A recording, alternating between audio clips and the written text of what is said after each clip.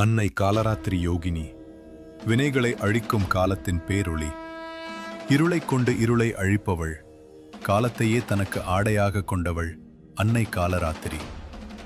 64 யோகினிகளின் வரிசையில் மிகவும் சக்தி வாய்ந்த மற்றும் பயங்கரமான ரூபம் கொண்டவளாக தோன்றினாலும் தன் பக்தர்களுக்கு இவள் சுபங்கரி, நன்மையைச் செய்பவள். யார் இந்த காலராத்திரி? காலம் என்றால் நேரம், ராத்திரி என்றால் இரவு.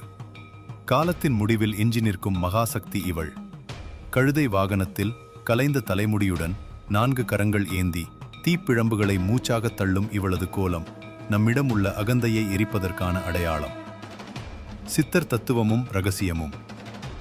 சித்தர்கள் மரணத்தை வெல்லும் கலையை பற்றி பேசும்போது காலத்தை வெல்லும் காலராத்திரி தத்துவத்தை குறிப்பிடுவர். சுயமரியாதையின் வடிவம்.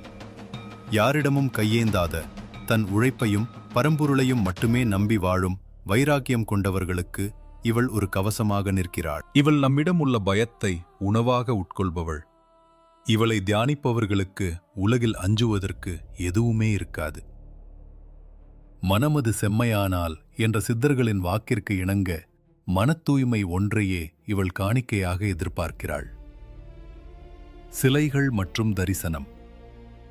ஹிராப்பூர், ஒரிசா.